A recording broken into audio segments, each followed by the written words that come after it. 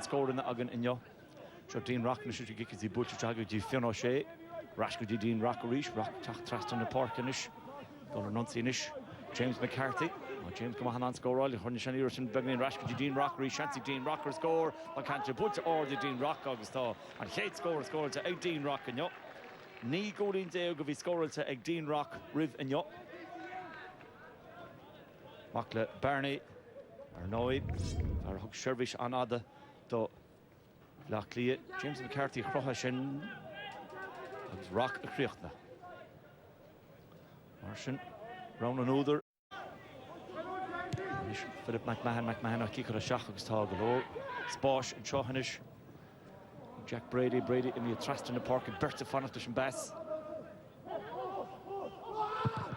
agus I should put a hauling her trust on agus Shin Ono Gara so Hanahan he Sean Dunverchin go Shallow Banting Bark Fergus Tool and Takastach and Orchach the Madrash Nimmertix and Cheliver like DCU as in Canton Bulls Augustion Umshar Trastan will Tashi Ashishin Bulls are keen or fad or Dean Rock Gimmert Harbor and Chaw score bro fights again.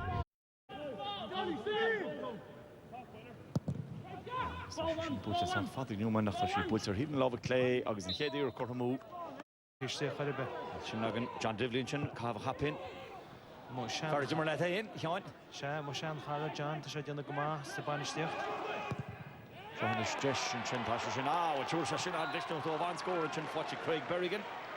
The horse scored to Craig or Malakuji Shog as an ish 3 camp. We're keen to fecken with Godoigan Chai Shogama, August has the Shashin, why Maynooth, Mar Turshashin, Stoi Shans Hobinish. Fionn O'Shea and can more meet the horde. Jack draw Gara, British she's a go Gara. Saw Contour to Chahanish. Shelvin David Keenan. Farrell's come on, chance of Keenan. Well, the hands are holding it. I saw such a good in. On scoring. Ishil like a shoot. Jack Jeshinish, Jack Brady, Augustion, Butch's ball, Bulgin Posta, Chen. Should have fought to Rash. Berrigan.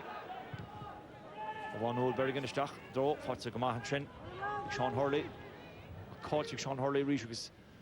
Morgan Lear, you should have British she's had DCU, Tog of Owl, Paul Flynnish, Garamach, Gira Elu, Tashi Fosik Flynn, Inferior Gear, Nishik Flynn, Tashi Costa, Tasha Shin. Ian took more score. On scoring Chino, Paul Flynn, Agus, Husband Chen, Skill, Agus, and Class at Tiger. Brother wanted to assume to put in DCU, now good shit, Nice Lodge, a physical, Agus, Husband Paul Flynn, a good lodge, and Shiklan Chen, Yerod. You're on the bit maar door toe. Big rollouder on Pesach. Georgia Mishna Hub. Picture the kind of feed Lina Tani. Isabel. James California is Neve. David Quinrow. We have stuck. Heroes hard to the first day. Ian Ferris more down. And Shelvin Fotchik. Michael Newman. Michael Newman. Good man at your mind. Chicho Shelvin. Touching the bar.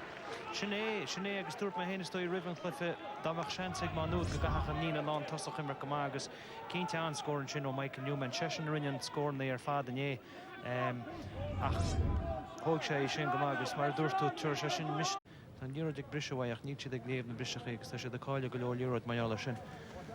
Seansnis mar sin ag Dean Rock. No. David Dalton is just the lower. Johnny's fair or one the Rashka D Dalton or East. Dalton has hurt scored. Tashishin Bulta or the Dalton. Tashi Bulta go hauling David Dalton.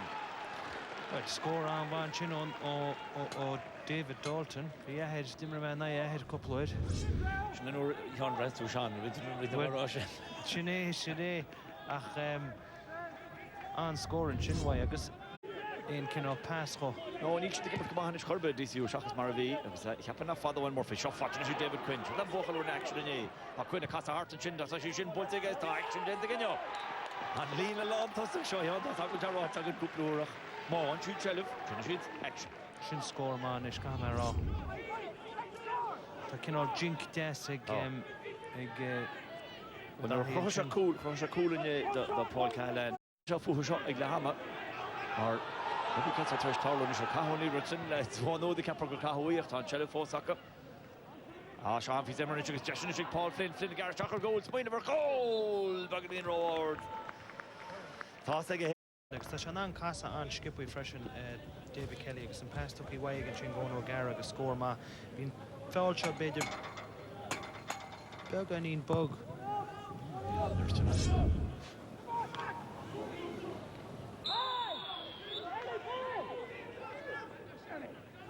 So Jack Brady atá baintach ag DCU agus Farligi tuchas an áit agus ag anna héana agus casa hart agus brano.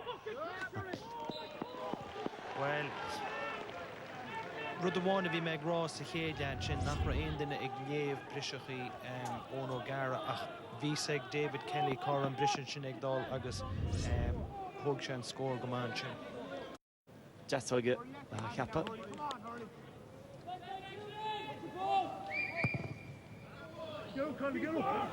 Made a fool. Tá cool fat agus an cool fatting Paul Flynn. Simply a Harvey for agus ní mé leis an go sé sos fi ní bhí sé go má ceidir sé déana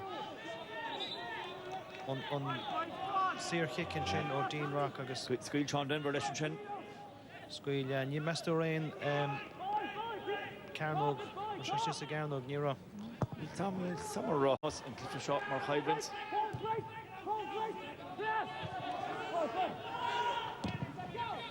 Agus sin can ordi Tommy Molik agus on score Tommy Molik for Canonier in Murray's Honda Kasha sin. Well, ó híhann sé cólacht de Fragramán sin ó Tommy Molik an sin agus túir sé sin misnach go má nódach. In ide caiisiad déanana níos fearna sin caiisiad bhaid níos nó scór. Tígolóir go Sean Denver in Paul Flynn. All-star in the hurp. So David Kelly in agus Kelly Arai agus an chance in agus sin butty David Keenan. Farligi go Farras come on agus score Dean not she butcher. Gary gets Stachadra on a Garrett. But you go Garrett shows Garrett Casa Hart Crows Bosch to Haynes sin hush simply lish in our rest on. Sean an ifach an éige met dit mag genoeg nach se om nach liefs bij de Chach ro Gary agus chelle fatige as which an score all well a few hostage again the first second of it door to níos luich amach dar go mrein fatte rash ag net van nood níl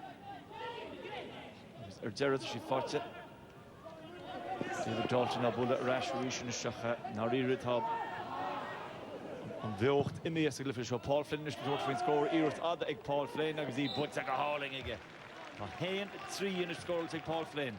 Well, cínte tá lads block lia ag Dennis Gliston sean you've Ón O'Gara agus Paul Flynn an scoring sin tan kick sin dacad a dhéanamh.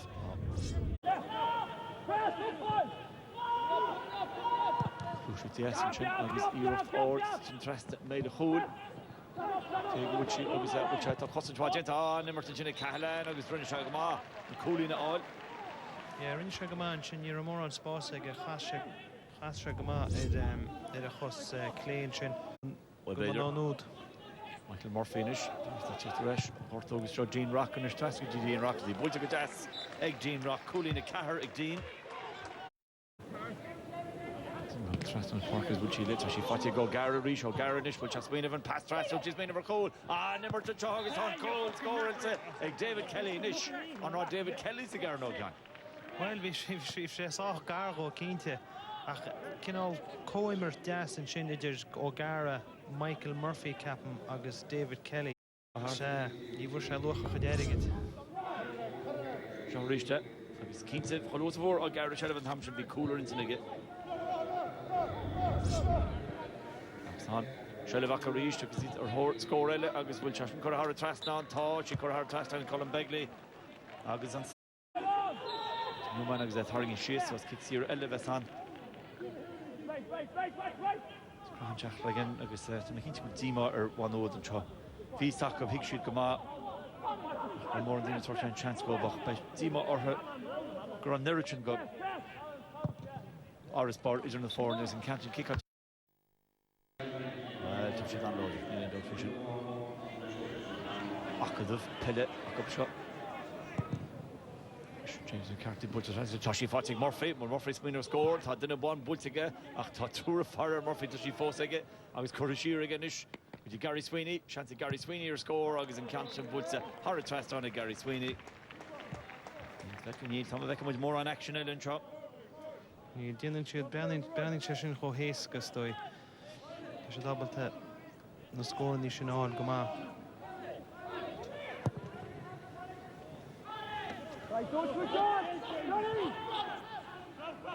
Bín se crua ar bhaine stúir through Brendan-Mach ar borg nor tá oran búlta go maith. Bín go leor frustar go sa bain leis cínte. Tá sé déon agad deán bí tú ar tíomhlína lehénta maith agus droch lehénta. Se. Sé Michael Murphy is one much can score call Michael Murphy tag is er bhealach chuig go bheith níos score Whitewood. No maid bháin go amchútah gortathe an bheith Kellerud ag DCU ríist agus tá adó gghearnach séiteigh Joe McQuillan agus 9 minus sásta Ollscoil Chahar Black Clea sásta Corn Vic Higgur buite acad an 3 uair agus Corn Níoch mar lecht na himmerhan sa Tranona agus ar chean an Irish Daily Mail orthirí chomórtas tá níomh na Cleman so le gradam lecht na himmerhan run air Paul.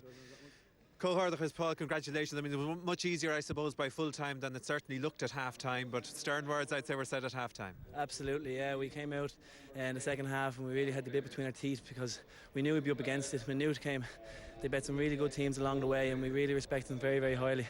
We knew it was going to be a battle today. We didn't realise at the second half we were going to pull away as much as we did, but all credit to Maynooth. They fought hard and just on the day maybe we just had a bit more firepower up front and but credit to them. They done their college proud and fair play to them. The stranglehold that you got at centre field, it just seemed like everything seemed to click into gear for you in the second half. Absolutely, yeah. We got control of the breaks. We won a lot of clean ball as well and we were just getting the ball in quickly into the full forward line who were doing well in there, you know. I suppose the start of the second half where we kind of got a goal and a couple of points on the run, it kind of killed their challenge off a little bit. But again, it was still tough going, like 2 games in 2 days. Hey, the legs are fairly tired and credit to all the DCU lads. I tell you, we train so hard all through the year. A lot of good young footballers there to keep an eye out for in the future as well as some of the more established players. Now, you were the man who was looking to see where Dean Rock's shot was going that time when you took a free. And now I don't know whether it was something yourself and Dean had worked out that you knew you were going to be able to get a fist to this, but we have a quick look at the goal and your thoughts on this. It was straight off the training ground. We had planned it. I'm only joking. No, it was just I seen the ball going in around the square, and I just took a gamble. My man didn't really kind of stand too close to me, so I had a bit of a run on him. And just as the ball was coming in, I just timed it kind of well. And I think I was outside the square. I was, yeah. Just got a punch on it. And happy days. Sometimes they go in, sometimes they go wide. Sure, just a bit of luck on the day. And a shas of Tevla to banish door na Forniger Real Maga Paul Flynn as Lartling. Niall, congratulations. I saw a shout and a jump of delight there as the final whistle blew. Delighted for DCU here this afternoon. Yeah, it's always nice to win a Sigerson. They're a very, very tough competition to win, particularly 2 games in 2 days. We knew it would be a tough weekend. Conditions were a little bit, with the win today, the fact that we were able to stay with them in the first half probably helped us tremendously in the second half. And being able to spring a full forward line that comprised Owen O'Gara, Michael Murphy and David Kelly in the second half. There's few inter-county teams, I'd say, that would be able to match those 3. And to be fair to the lads, they put in the same effort as their students. They put in the same effort as everyone else. Look, they're great people, number one, and they bought into the concept. You can have great teams, but you have to step out between the white lines and play in the green grass, and that was important, that we weren't just a team on paper, that we could actually perform. You were so far ahead, though, of the competition this weekend. I mean, I know that in the first half you didn't play particularly well here today, but is it good for the competition that the likes of DCU are streets ahead, it seemed, on the basis of today and yesterday of the competition? Well, I think UCD have won 46. We've won, this is our number 3. We have a long, long way to go. Look, we decided a decade ago that GAA and athletics were going to be the 2 main sports in DCU. We put an enormous amount of effort into that. It's our national sport, and I've said over and over again, I won't apologise to anyone for making Gaelic games our national sport, our number 1 priority sport in the university. And because of that, I think young students see that we have a GAA ethos, and they're knocking down the doors to come in. And I would implore the GAA to see that and have other universities do the same thing. Looking at the scheduling of this, it comes under the review the whole time. People are saying maybe the Sigerson should be moved. There's too much of a clutter. What's your own reading? And that could it go back before Christmas? Probably not. I mean, we believe it or not, Our last game before Christmas was a relegation playoff because we lost our first three league games because the Dublin Championship just started when we got back to college, and then you had provincial club championships. We didn't have any of our players, so we ended up losing our three league games, going to a playoff against the University of Limerick. So it is difficult, and it's the perennial problem that you have with the GEA, with the issue of games. There are club games under 21, the senior county teams are looking for their players, and so are we. And it's an issue that probably we all in the association have to sit down and see, look, what's the best solution? Can I finally ask you how many of that team are available to you again next year?